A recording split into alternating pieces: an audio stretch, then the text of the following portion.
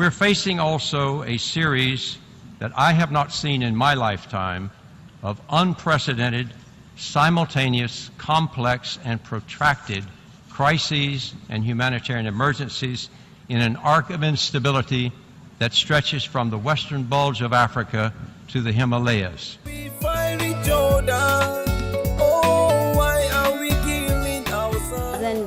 I hid him for 5 days, but he came out when they molested me, so they took him. I have never seen him since. The infamous Boko Haram menace in the Nigerian northeast left thousands dead and missing, millions displaced, and lots of tears and blood in its wake. I am from Bama.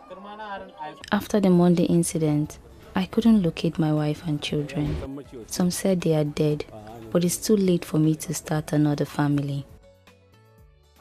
Unfortunately, as a result of these driving forces, a record number of people are uprooted, forced to move.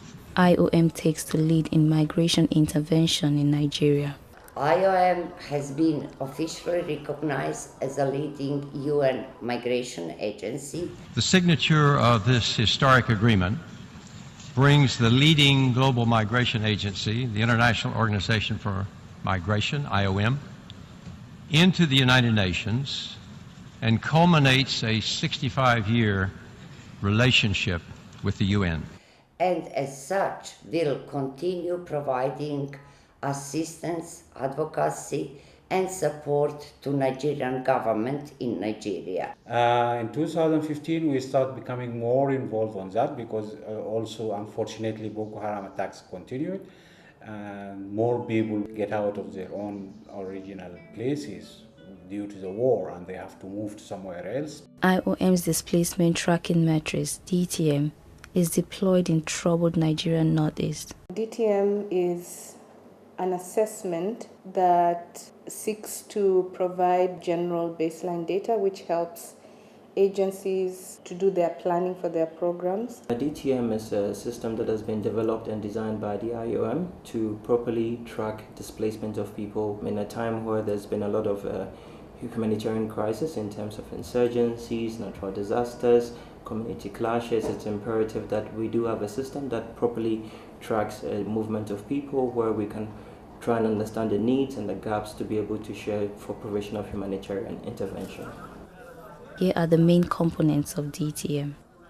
Site assessment, where DTM team gather details on nature of displacement, who has been displaced, their original habitation, as well as the needs and gaps in those areas. Return intention surveys, where IOM finds out if people are willing to return to their homes, current conditions in these places, and preconditions for them to return home.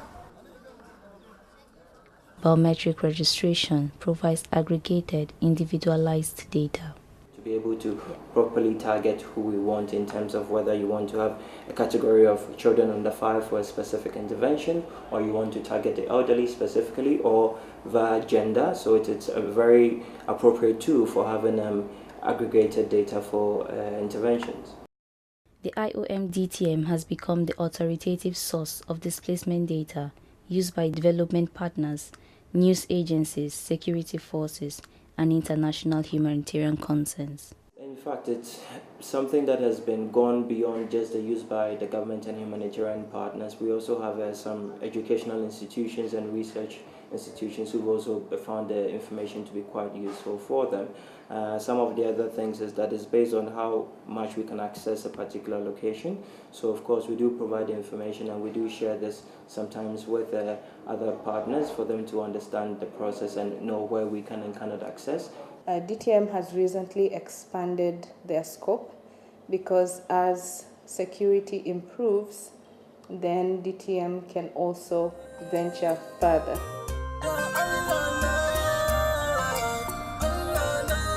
As Nigeria overcomes insurgency and the displaced people return home, DTM Nigeria continues tracking of displaced people and their needs, accessible sectors, and information relevant for international coordination and humanitarian responses.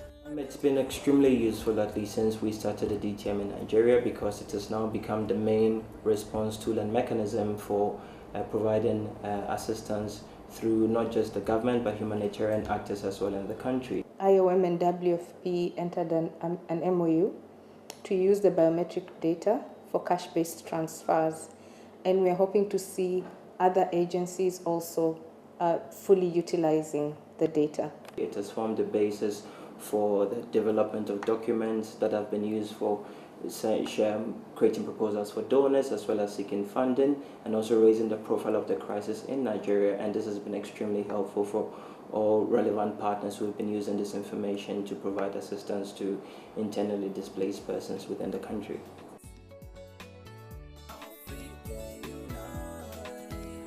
With the cooperation of our headquarters, our regional office in Dakar, and our colleagues from worldwide, of course, we were able to provide what is expected from us and still continuing.